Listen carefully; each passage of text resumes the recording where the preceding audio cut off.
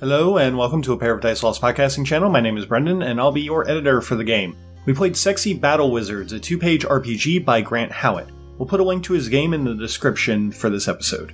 For this game, the players were Brendan as Dante, Tyler as Vigo, Britt as Anna, Michaela as Jocelyn, and Christina as Lumi.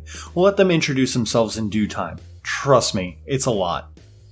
I also wanted to point out that we had a little bit of audio issue in this episode with wireless connections, so there may be a little bit of dropped syllables here and there, and my own mic settings may be a bit much. I did my best in editing to fix any clipping issues, but I just wanted to give everyone the heads up that I'm a little louder than usual. Also, at the end of this episode, I added some of our outtakes. This is Sexy Battle Wizards, Part 1.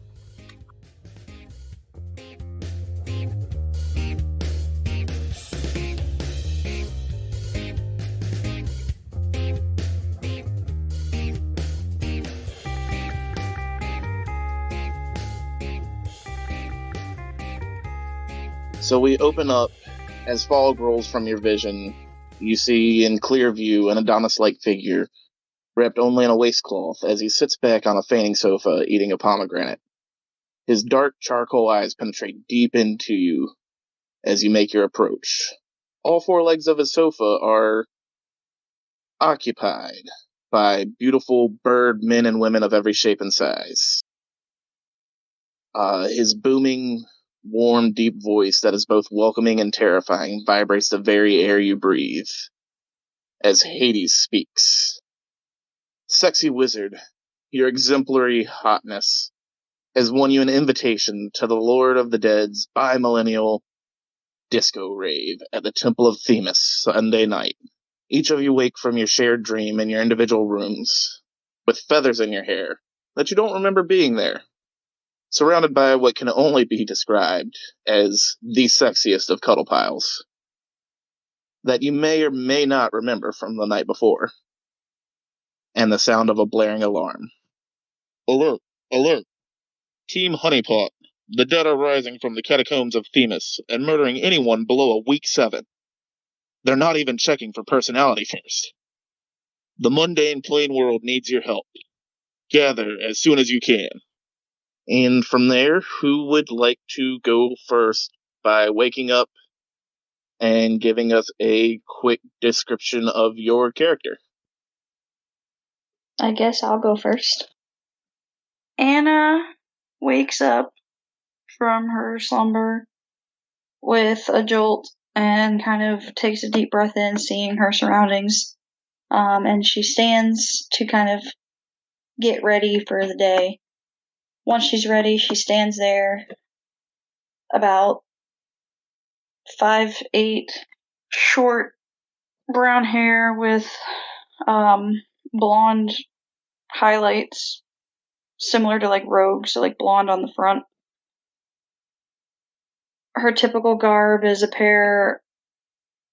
Okay, so she's got a pair of long, like, knee-height black boots that are covered by a long purple fitted dress that kind of flows out into a sheer fabric at the bottom. And a pair of black rounded sunglasses set up on top of her head before she walks out and starts banging on the others' doors to make sure they're awake as well. Can you share with the class what your, well, more for me, what your stats are and your School of Magic? So my stats are a 3 in Wizard, a 2 in Sexy, a 1 in Battle. My School of Magic is Art of Hyperdimensional Splendor. My weapon is a Ghost Wolf Hammer. And the reason that Anna is sexy is ethereal, graceful, and elegant. Alright. Whose door do you knock on first? Let's knock on Brendan's door. All right, then.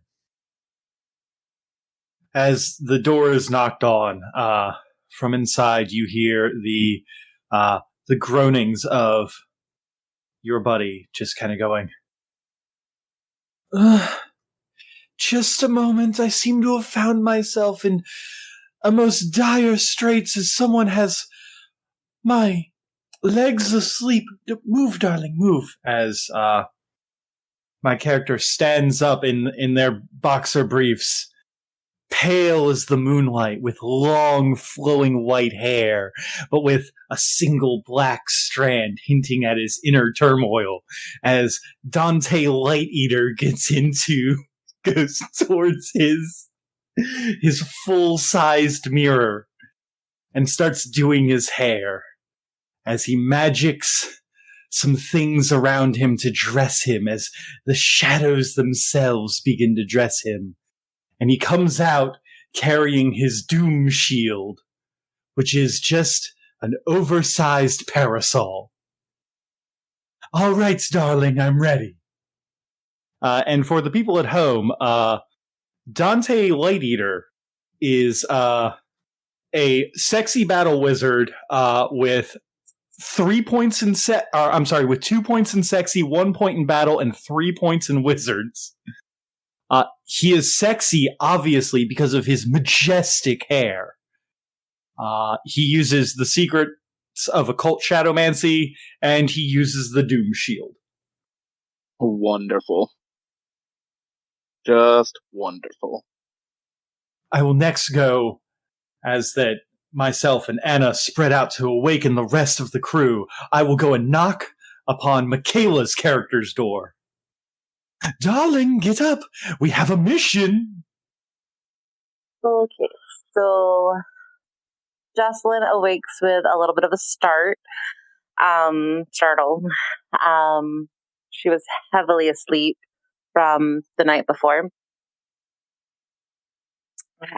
She's very groggy and calls for her animal helper underlings to bring her things to get ready, since her school is Path of Beast. So she'll have like birds and stuff bringing her things to get ready, which would be her rift bow and her mid-length red dress and her very cool jacket that lets you know that she's a dangerous rebel. It's leather with pretty lace accents around the cuffs and the bottom. And she starts to head out to join the group once she gets ready, and dismisses her little animal friends. Her stats are 3 for sexy, 2 for battle, and 1 for wizard. Oh, thank God we have someone else who's good at battle. Or we have someone who's good at battle. Yeah. Seems like she's going to be casting Fist. Dante meets Jocelyn outside her door as she's, like, shaking a chipmunk out of her pocket. And they get ready to gather the rest of the crew, while at the other end of the hallway, Anna is knocking on Tyler's door. There's a kind of a sound of falling things and scuffling behind the door. As okay, Cody, I'm gonna do some wild shit here, so bear with me, okay? That's what this game's for, bud. Excellent. There is some shuffling and hold on just a minute, behind the door, and then above the door in the ceiling, a secondary door opens, seemingly out of nowhere. Vigo Belize drops from the ceiling and lands on his feet. He's wearing kind of like a stylized, sexified doorman costume. So like a white button-up shirt and like the double-breasted red overcoat, but it's a vest. And a black bow tie and a cheeky, like bellhop hat knocked to the side. He has Battle 3, Sexy 2, and Wizard 1. Oh, in case it wasn't evident, Vigo's reason for being sexy is just impeccable. Impeccable style. Fantastic. I love it. Oh, and one last thing. He's got a singular fancy letter opener that's like shining in a gold way. And that is his celestial blade. That's amazing. Because letters are technically doors. Ooh. Also, mailboxes have doors on them, which means it's your church. And finally, you all gather back together at the last doorway of the final member of Team Honeypot. Christina, what do they see? So imagine somebody knocks on the door, and you just hear things shattering, and people just kind of getting, like, sounds like somebody's being, like, off the ground and kind of tossed to the side. And when the door opens, Lumi's there. Her curly black hair is just all in her face, covering part of her sunglasses that she's wearing. She's basically got just a bedsheet around her, and her very tight-fitted knee-high boots on. She just yawns and looks at you all. No, really? We have to go? Alright, give me a second. And she just closes the door in your face. So Lumi, why she's sexy is she has sculpted muscles.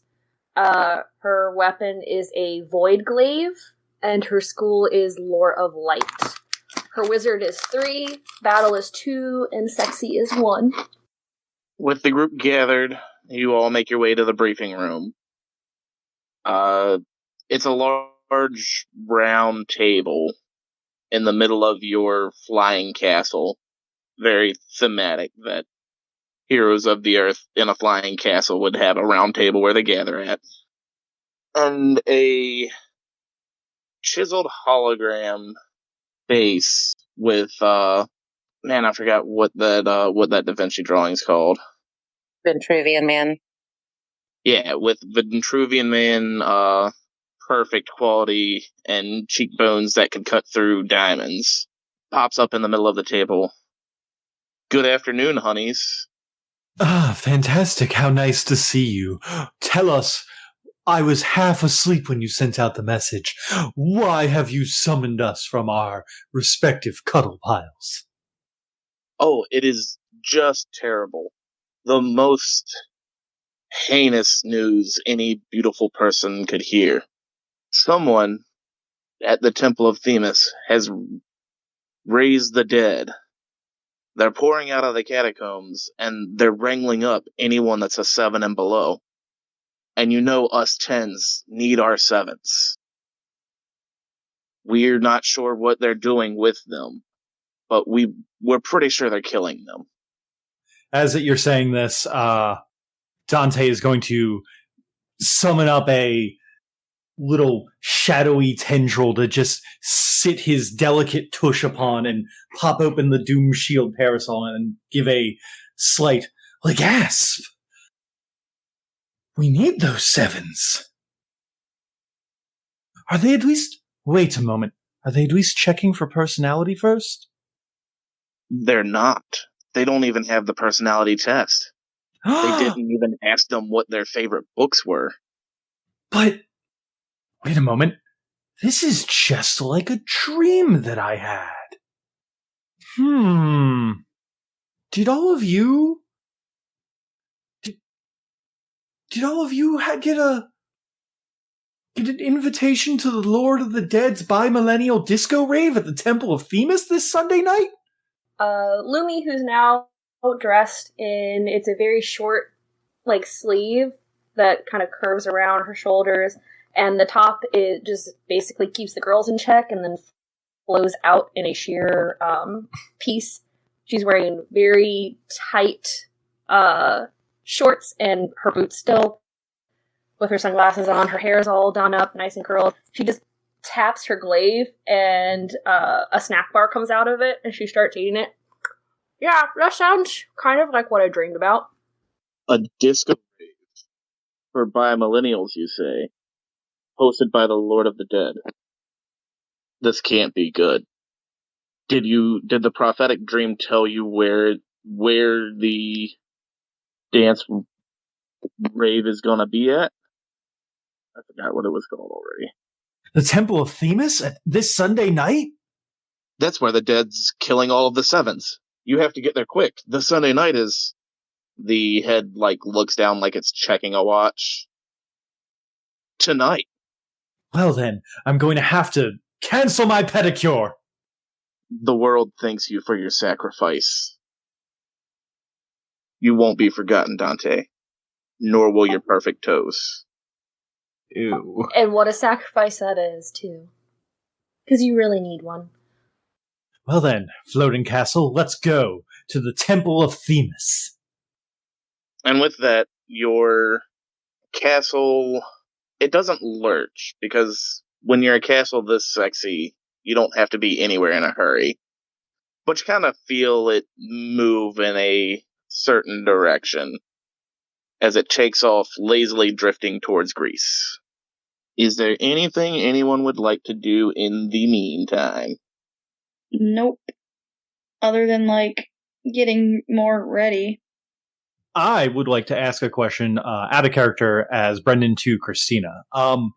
So we are buddies. What do you think that Lumi and Dante's relationship is? Are they rivals, or are they best buds, since they clearly are on the polar opposite magic scale? Oh, they are best buds that are super catty with each other. All right. Excellent. Okay.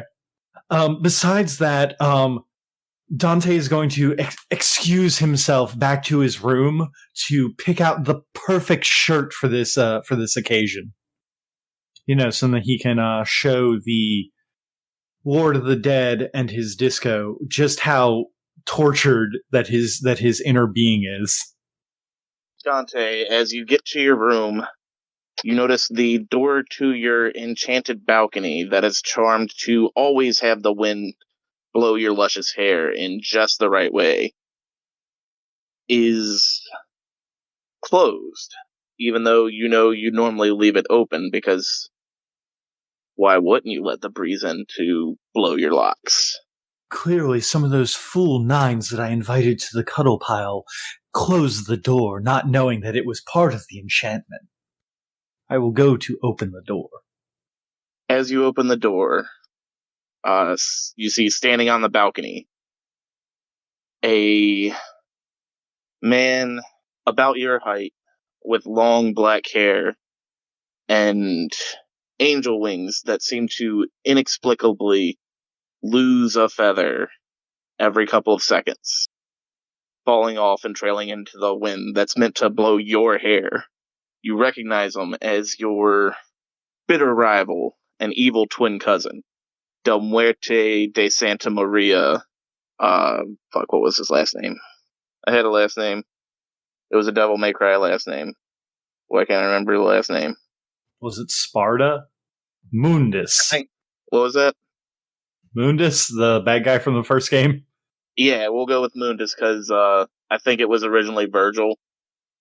But then I learned your middle name. Cousin, I have been sent here by my employer to collect you for our party. I'm sure you will need a little longer to prepare, because you do look a tad ill-suited for the event. And he smiles a shit-eating grin. Del Muerte, Santa Maria, Mundus. How dare you intrude upon Light Eater's balcony? What have you done with my magical wind? I have done nothing. It just seems fit to obey the whims of a more suitable master. As he says it, the wind picks up, blowing your hair like it normally does, but also taking several angel feathers that glimmer with a rainbow shimmer as they flow through the air off the balcony. I'm going into to a very anime cutscene. I'm going to reach into my massive closet, pull out an old Nightwish band t-shirt, and use it to gather up the feathers and then toss them at Del Muerte Santa Maria Mundus. Get off of my balcony, you harlot, and let me enjoy my time in peace. Roll me a battle roll. What's the difficulty? Standard difficulty, so I think 4. Hey, With 1d6, roll to 5. Yeah, so as you throw the t-shirt that you've pretty much turned into the world's softest pillow, like it almost hurts to throw a pillow that soft away, it hits Del Muerte de Santa Maria Mundus. Yeah. Square in the chest with force that he was not expecting. He takes a couple steps back, trips over the balcony, and falls into flight.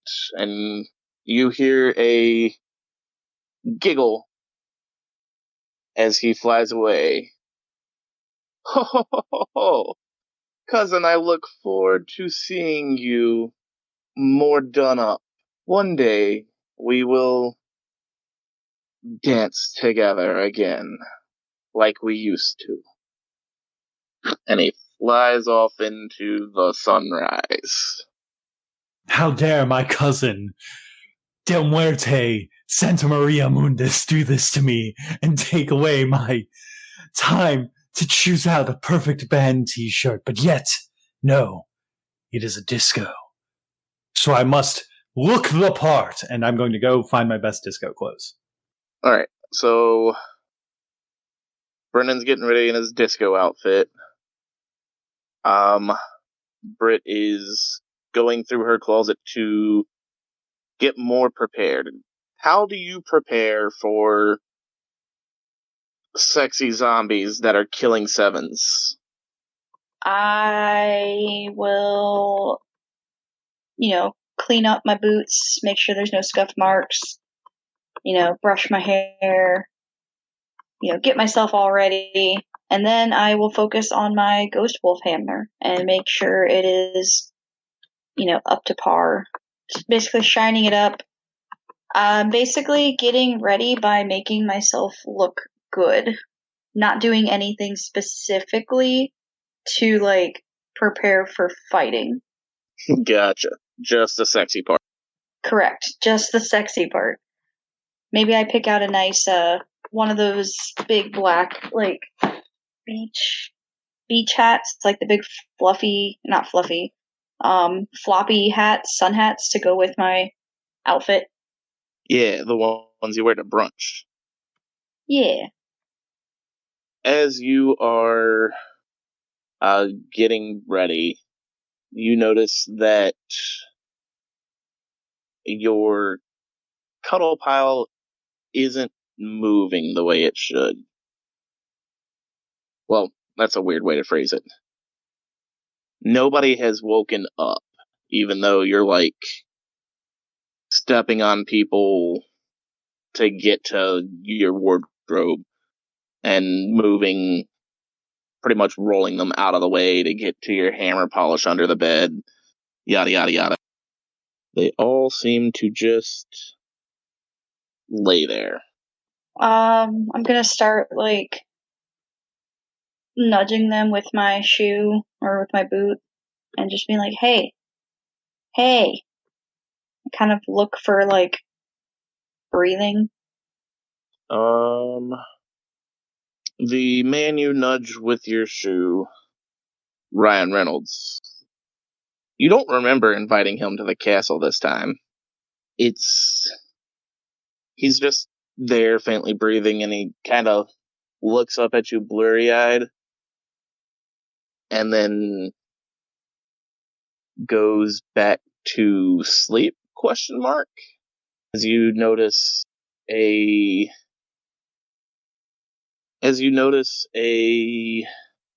something crawling just beneath his skin.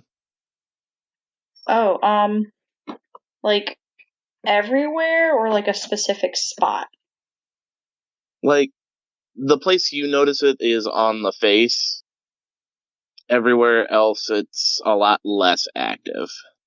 Okay, I'm gonna go closer and kind of get near his face, but not like, face to face, like right there, but just closer so I can see it and like poke at it and just be like, hey, are you okay? Like, what is this? And I'm gonna start like poking at whatever's moving. Yeah, so go ahead and make me a wizard roll. So as you poke at his face, a shimmer of what color do you want your magic to be? I'm gonna go with the theme of it being like a dark purple to match her dress that she's normally in. Gotcha. Dark purple, we'll say tendrils of sparkling magic kind of flow out and across his face until they encircle the creature crawling beneath the skin. And almost like, it sounds gross, but almost like popping a pimple. Nothing busts in the skin. Your hyperdimensional powers just kind of cinch around the creature under the skin and pop it out and into the palm of your hand so you can get a better look at it. You see it is a black scarab beetle that you don't know much about, but you've heard word in the underground wizard community that some wizards will buy and sell these beetles for kind of like back alley plastic surgery. But to get any lasting effects, you need it to be blessed by a patron.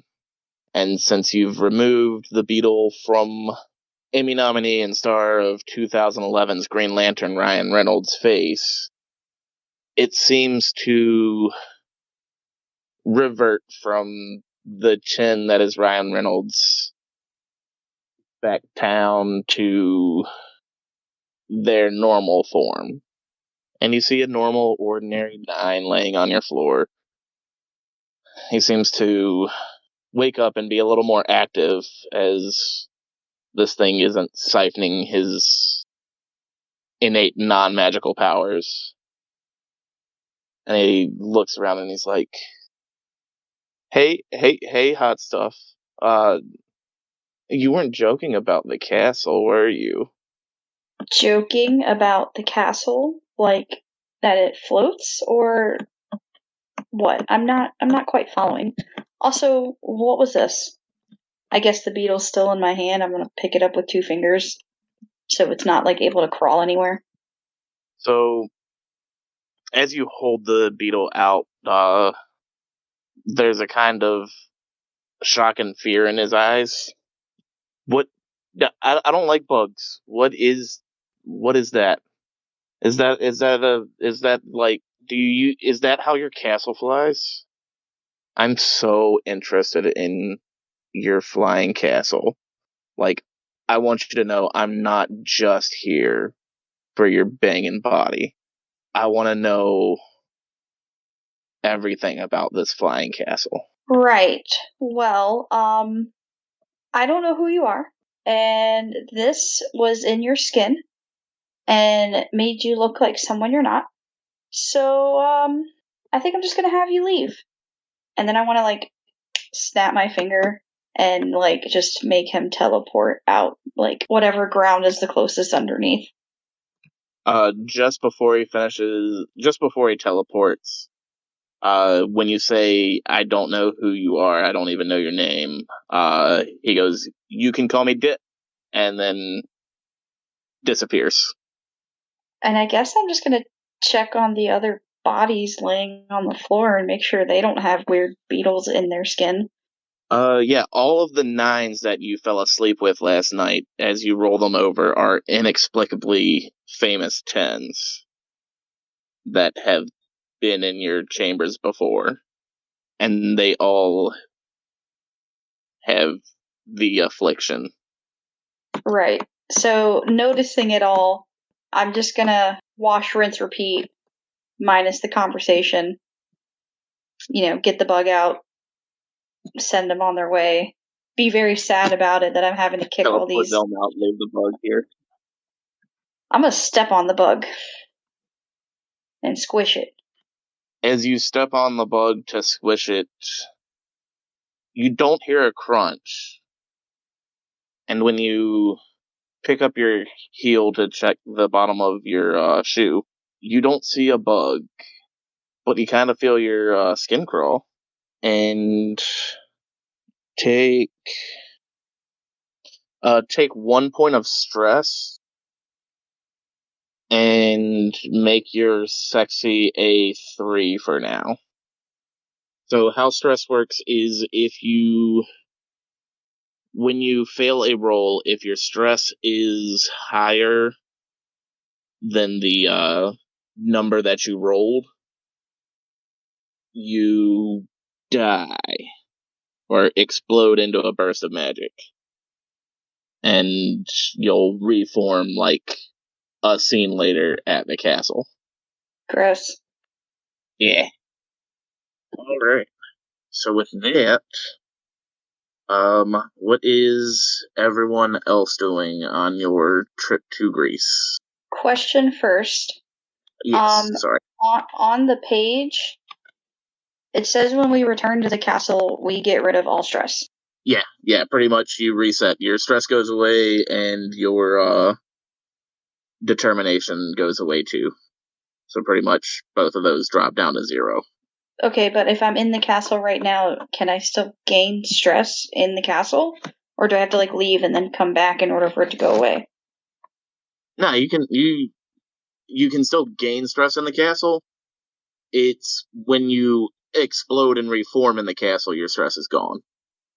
So, even if you're inside the castle, if you explode, you'll reform in your bedroom with no stress, and then get dressed, I guess, and go back at it. Okay, then I guess I'm reading this wrong. 'Cause it says, when you return to the college errant for cocktails and scheming, remove all stress. So it doesn't say, when you explode and reform. It says when you explode and reform down in the bottom right corner of it. Yeah. Okay, I'm looking at the, little handwritten looking part that's above the castle. That just says, when you return to the college errant for cocktails and scheming, remove all stress. Oh, I guess that's if you were doing multiple sessions of it, because the way it's supposed to work is you go out, do the thing, and then you come back, and then you do a different thing next week type deal. Okay, I got you now.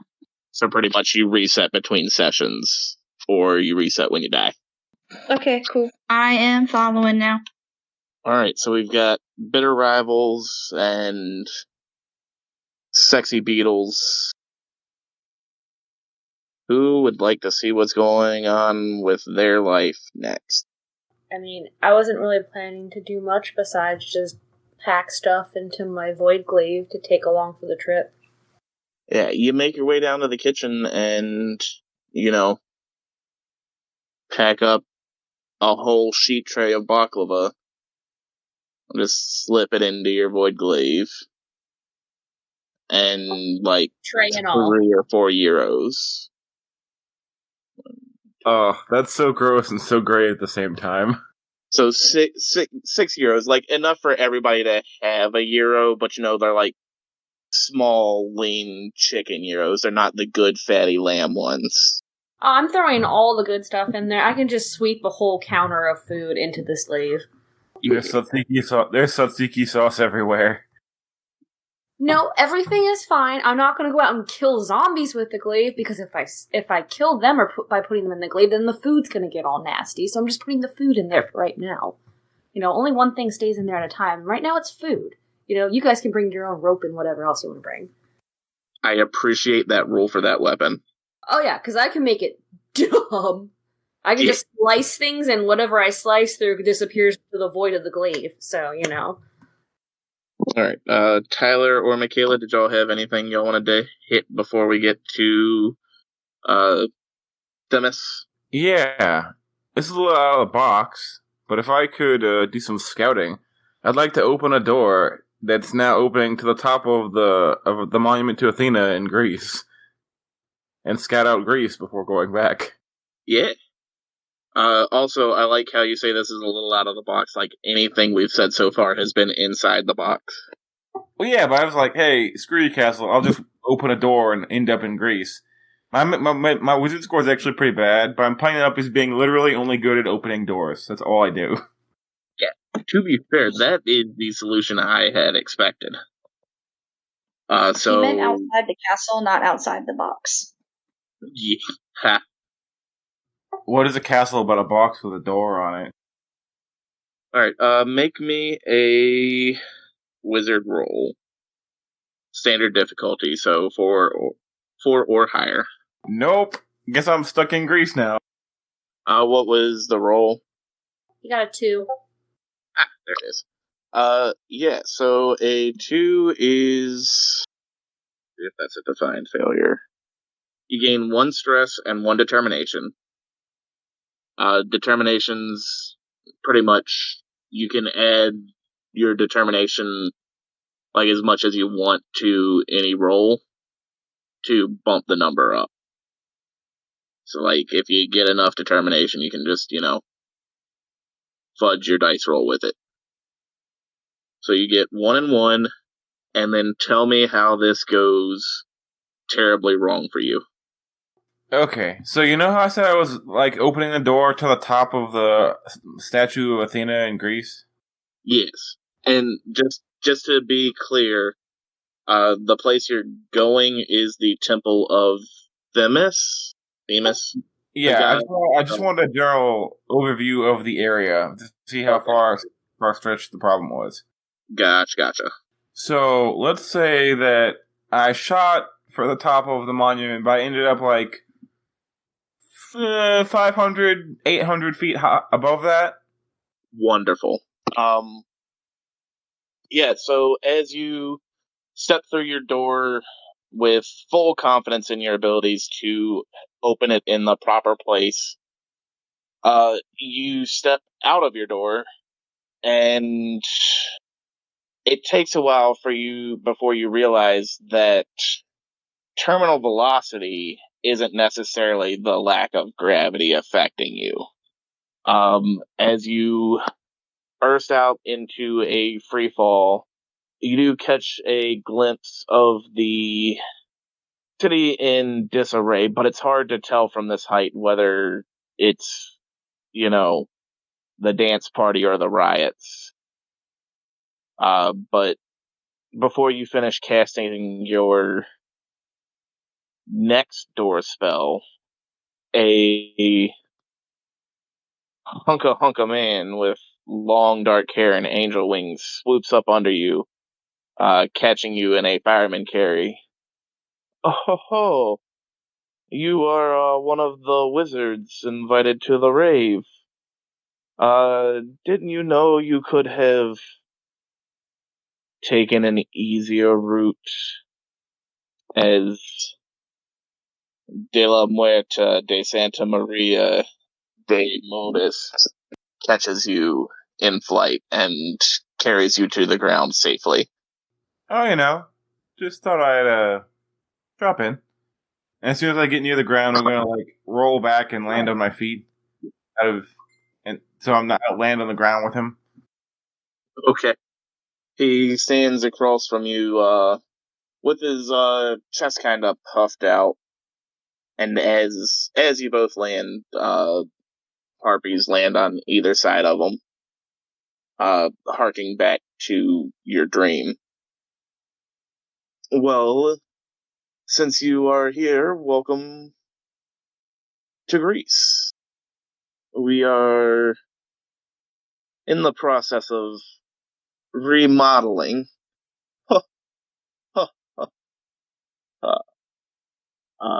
He does not explain why he finds that funny.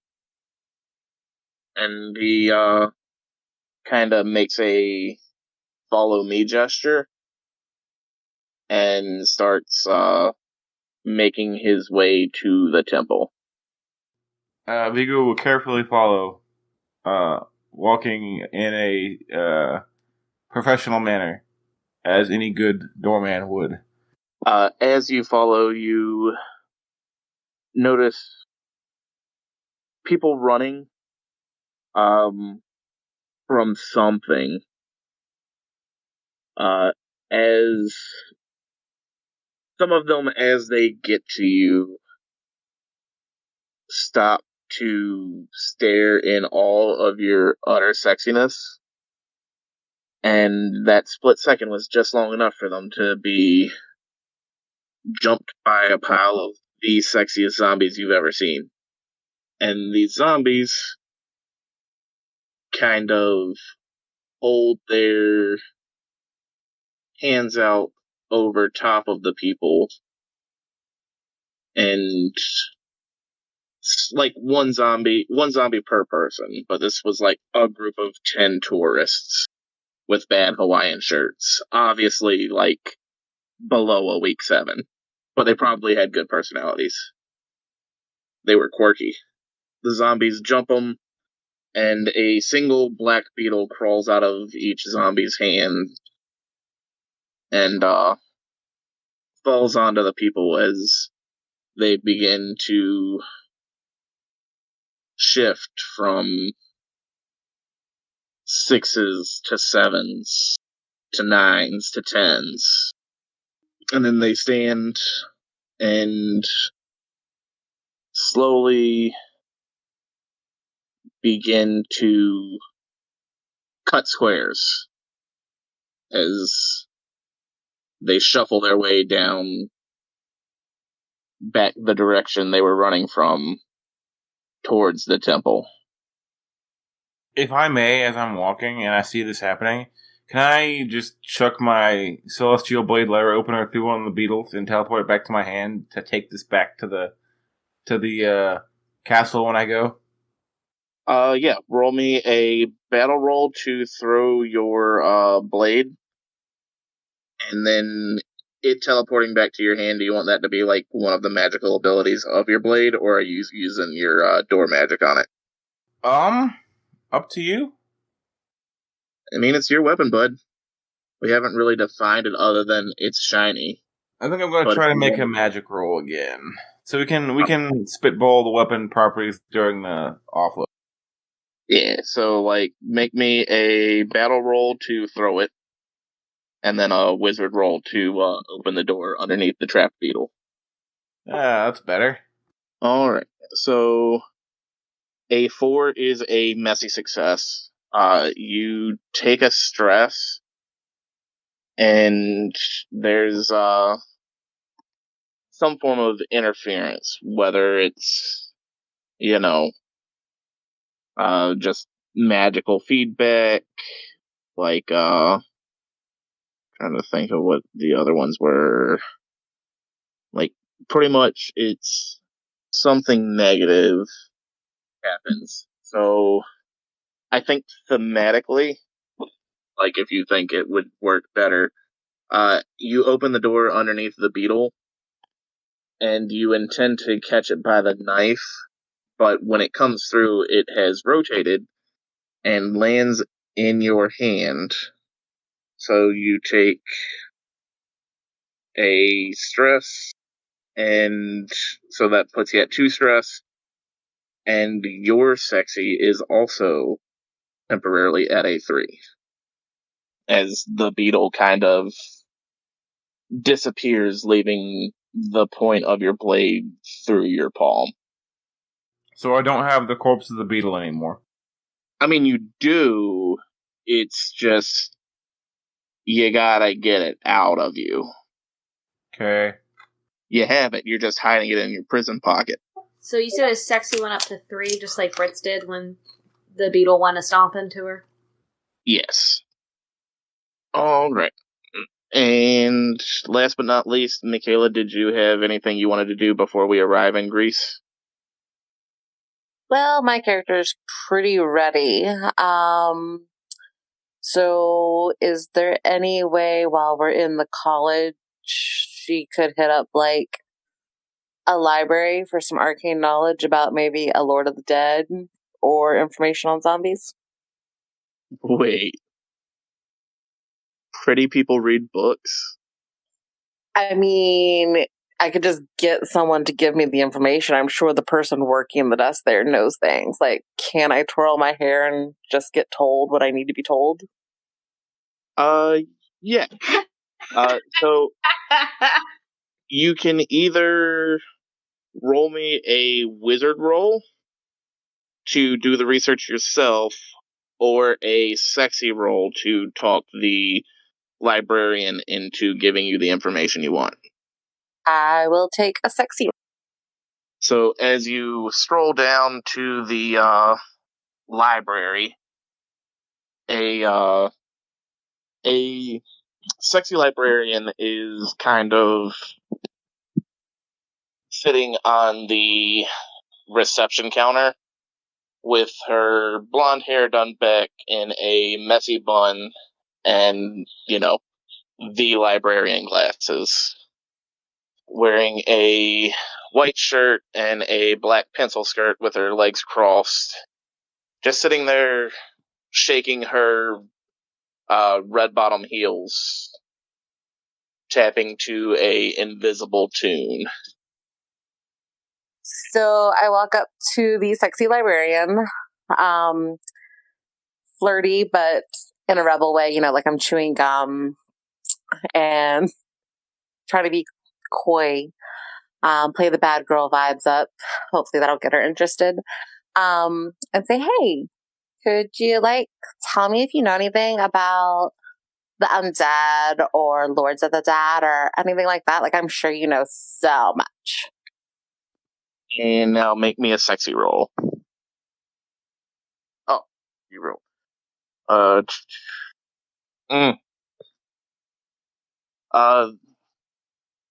The sexy librarian kind of looks down her nose at you as she uncrosses her legs and kind of puts her heel on your shoulder to push you away. You don't... You expect me to share information with you. Do you even read? What's the last Nicholas Sparks book you read? I bet it was The Notebook. The Note what? Exactly. You can find books. Do you even know how a Dewey Decimal System works? I'm sure you can have one of your... And she kind of scrunches her nose as she sees a chipmunk pop out of your pocket and pushes you a little further away. One of your little animal friends collect the book for you. I dated a Dewey once. Would he be able to help? You are so precious. And she snaps her fingers, and a door opens behind you with a large, hulking, muscly man who steps out, and she just goes, "Get this thing out of my library, please. Michaela, make me a battle roll if you want to fight this guy." I mean, I really wasn't going to fight him, just a snarky retort. Does a snarky retort count as a battle? Nah, get your snarky retort in. I was just going to look at him and look back to the librarian and be like, oh, so that's why it didn't work on you. This right here is why you weren't invited to the bi-millennial party. Got it. Cool. So, as you finish your snarky retort, the bulky man kind of grabs you in a bear hug and pulls you through the door he just came out of. Tyler, in the streets of Greece, you notice just next to you a door that's not yours opens up. And out comes a bulky man with Jocelyn in a bear hug. And he kind of just drops her next to you and goes, "You forgot to take the garbage out again." And then goes to step into his door. Hello. Well, hello there, fellow Potter. Currently, you are on your way to the temple that you're supposed to be going to. You're about halfway across the city from it, but you are making good headway.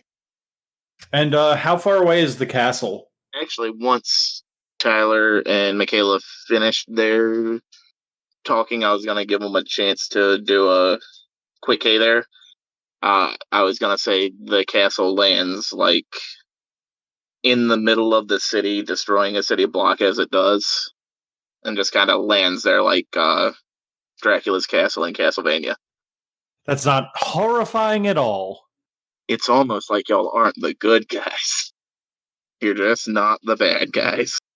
All right, so Vigo, what are you doing down here? Did you also annoy the librarian? Not today. No, I just went for a walk. Yes, a lovely walk. Oh, look, your friends are here. Del Muerte de Santa Maria Mundus points to your flying castle as it lands on top of a apartment complex and just kind of crushes the whole building underneath it. Luckily, there was nobody in there because the zombies had already killed them all. But it's a lot of collateral. All right, so we have to get to our group. So I have a question for. So then, Michaela, which piece of clothing from your disco attire is most missing? Yeah, my character can be missing shoes because the dog that was supposed to bring them to me ate them. All right. Cody, I would like to use my Secrets of the Occult and Shadowmancy to grab proper disco shoes for Jocelyn.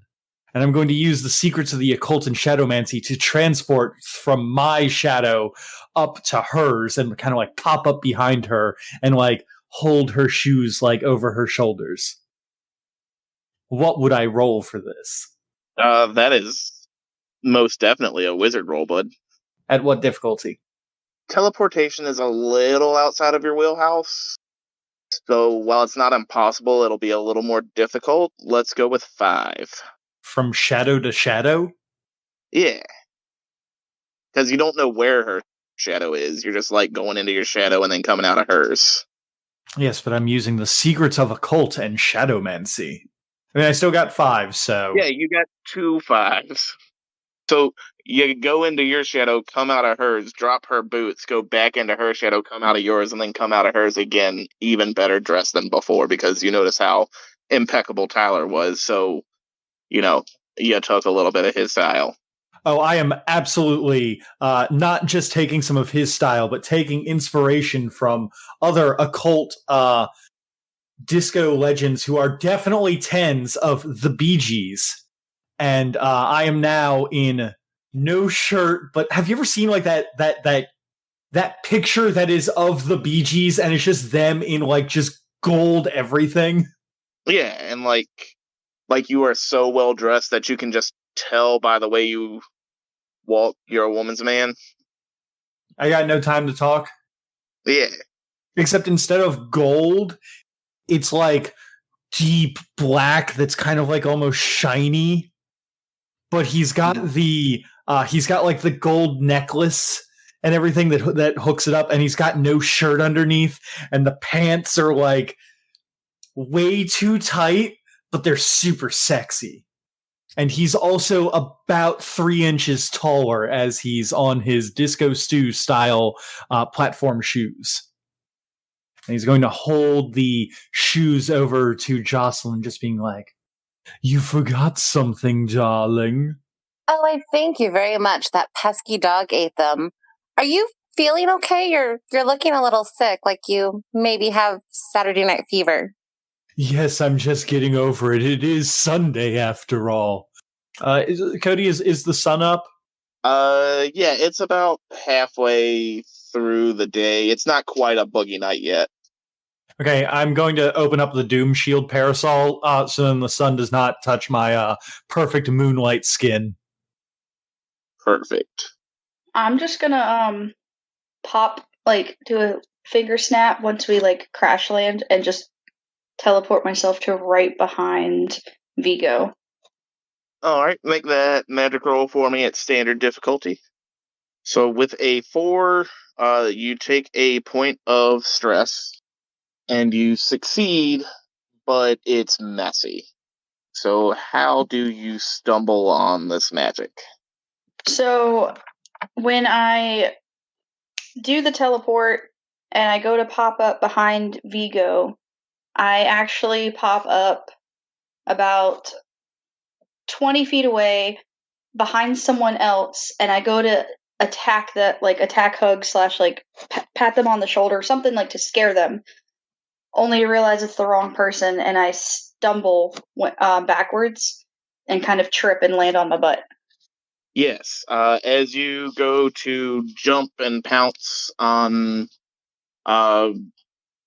Vigo's back, you didn't quite notice it when you were doing it, but you grab him, and the man you thought was Vigo turns around, and you see it's John Stamos from Full House. Wow, what a compliment. Holy shit, I'm glad to be confused with John Stamos. And the Oikos commercials. He has a plastic tub of Greek yogurt in his hand, and he turns around to look at you with his face glowing like he's ready for his ad reel. And realizes you're not the person he thought you were either. He's yelps.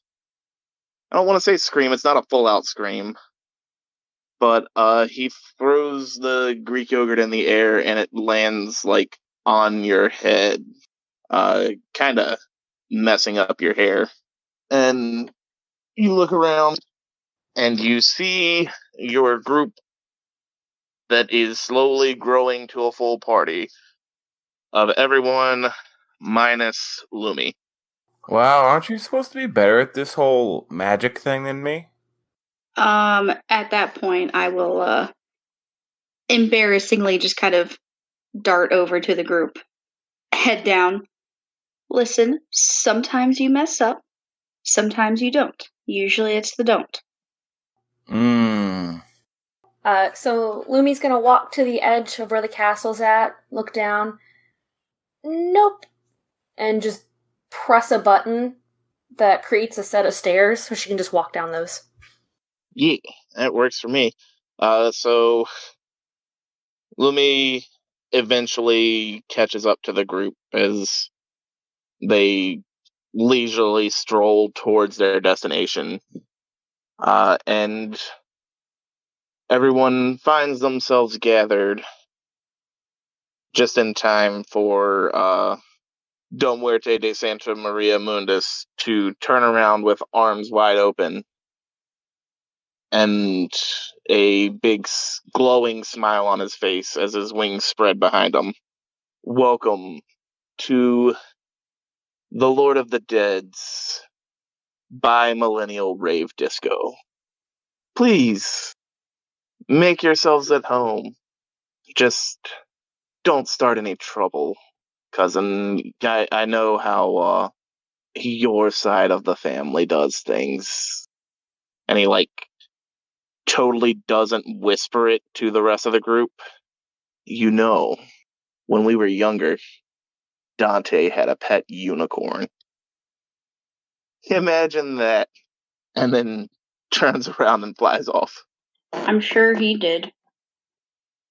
Damn you, Del Muerte Santa Maria de Mundus. You will never get away with this. That was a bicorn, not a unicorn. You fool. You took the other horn. So now it's a unicorn. So you have a unicorn then. I mean, he was at least nice enough to sew it up. But it still has one horn, making it a unicorn, right? I think a unicorn is a good look for you. It's very colorful, and it can pull your whole look together. If you think so, maybe I'll give it a shot, but I just think that the white hair does it enough. Well, was it a white unicorn that had the colorful mane? You could go with the white hair, maybe add like a touch of color to offset the darker ones that you're wearing.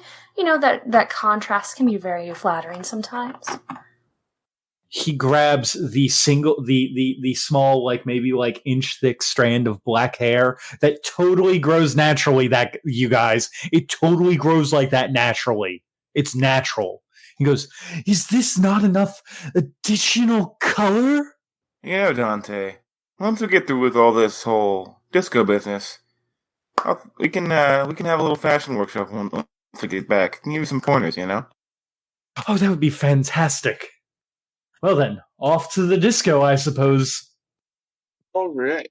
So, as you all descend into the catacombs, you are flanked on either side by hot zombies, people with connections like Tom Cruise is there with half the Church of Scientology. Pretty much it looks like a red carpet event, but there's oddly, or maybe not so oddly, no one below a 7 here. How would you all like to approach this? Could we just... Someone who knows how to do teleporting just teleport us inside? I can try. I can teleport myself. Here, let me just find a door here. Is there a ceiling that I can reach? Yeah, you're kind of like in the catacomb tunnel, so like there is a lower ceiling. It might take a little bit of effort, like a jump or so, but you can definitely reach the ceiling if you try. I'm going to pull a polished brass doorknob out of my jacket pocket and stick it to the ceiling and turn the doorknob and open the door that is in the ceiling that I totally knew was there. Yeah, this should work. After you. Make me a magic roll real quick, bud. Because the door opens. It's just, we gotta see whether it's to the party or the blender dimension. Let me know if that doesn't work. I'll use my determination for you.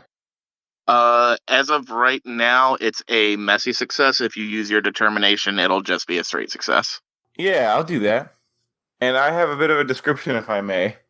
Yeah, go with it, bud. Yeah, Vigo's just gonna open the door. Vigo jumps up into the door and, sticks his head through the door after he hops in. You guys coming? How high up is it? I'd say probably 8 feet, 7, 8 feet. Definitely low, but not low enough that you have to hunch over. So, Lumi's gonna hold her glaive up and try to, No, I'm gonna put it down on the ground and kind of, use it to lift myself up and try and, get a propulsion up to grab the edge and pull myself up. You do. Does everybody else go through the door, or...? Yes. I'm going to try to lift myself up there with my own shadow. It's going to just kind of get up and grab me by the hips and start ballet spinning me around to get me up into the door. So you're dirty dancing with your shadow? I'd say it's more like shadow dancing. Perhaps dancing with yourself. Don't forget to save the last dance for your cousin. Fucking gross. Alright, so as you all go through the door, it opens up. Cody, I have a thing. Yeah. I have a description on what to do. Oh, perfect. Do the thing. So as you hop into the door, it's an elevator. And the door is in the floor of the elevator, not like you entered the elevator normally. And Vigo closes the door and presses a button on the pad. Going up, floor 3, Boogie Wonderland. And as there's some really super catchy elevator music as it goes up. As the door opens, Vigo's gonna look to everyone and go, "Alright, floor 3, let's groove." And as the elevator door chimes, It opens to a runway, and y'all are on the back of it, looking out at this giant group of partygoers. Everyone, prepare to vogue.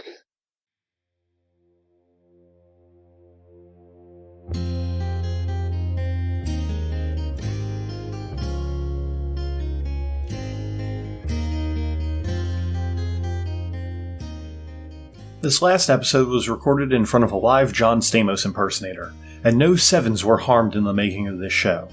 If you liked the show, why not give it a like or even to subscribe to us on your podcast app of choice? Reviews are always helpful, and we appreciate the feedback we've been getting lately.